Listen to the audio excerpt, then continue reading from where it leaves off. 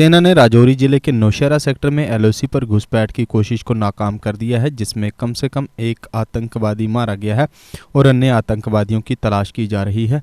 जबकि नार्दर्न कमान के प्रमुख लेफ्टिनेंट जनरल उपेंद्र द्विवेदी ने राजौरी सेक्टर में फॉरवर्ड एरियाज का दौरा किया और सैनिकों की सिक्योरिटी और ऑपरेशन तैयारियों की समीक्षा की। नौशहरा में घुसपैठ की कोशिश पर सेना की ओर से कोई आधिकारिक बयान नहीं आया है। हालांकि विश्वसनीय सूत्रों ने कहा है कि घुसपैठियों में से एक का शव सोमवार सुबह से ही बाढ़ पर पड़ा हुआ था, जब सैनिकों ने भारतीय क्षेत्र में घुसपैठ करने की कोशिश कर रहे आतंकियों को मार गिराने के लिए फायरिंग शुरू कर दी थी। सैनिक क्षेत्र में अन्य घुसपैठियों की तलाश कर रहे थे, लेकिन रिपोर्ट में कहा गया है कि वे पाकिस्तान के कब्जे वाले जम्मू कश्मीर में पीछे हटने में कामयाब हो गए हैं। हालांकि सर्च ऑपरेशन खत्म होने के बाद डिटेल्स सामने आने की संभावना है।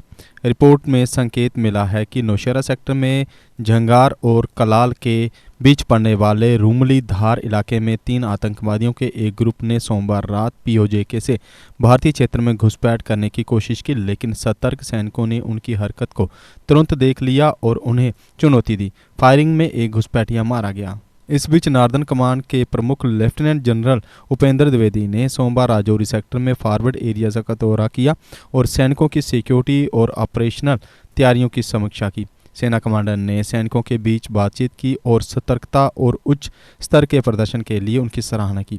इस बीच पुंछ जिले में एलओसी के पास बारूदी सुरंग विस्फोट में सेना का एक जवान घायल हो गया।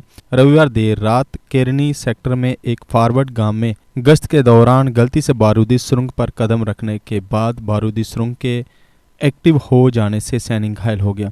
घायल को एक सैन्य अस्पताल में शिफ्ट किया गया और उसकी हालत स्थिर बताई गई है। घुसपैठ रोधी बाधा प्रणाली के हिस्से के रूप में आगे के क्षेत्र में बारूदी सुरंगें लगी हुई हैं, जो कभी कभी बारिश के कारण बह जाती हैं, जिसके परिणाम स्वरूप इस प्रकार की घटनाएं होती हैं। इस बीच सेना ने पुलिस के साथ मिलकर सोमवार सुबह मेंढर सेक्टर के गुरसाई टॉप, शिशिधर और आसपास के इलाकों में ज्वाइंट सर्च ऑपरेशन चलाया। कल देर रात पुंछ पुलिस स्टेशन के अधिकार क्षेत्र में सीमावाट से आगे नूरकोट और नकेरकोट गांव में भी तलाशी ली गई। हालांकि कई घंटे तक चले ऑपरेशन के दौरान किसी की गिरफ्तारी नहीं हुई। सुपर्ब 30 के अथक प्रयासों के चलते इस बार फिर सुपर्ब 30 के स्टूडेंट्स ने लाया है बहुत अच्छा रिजल्ट। इनमें नीट और जेके बोस परीक्षाओं में स्टूडेंट्स ने बेहतरीन प्रदर्शन किया है।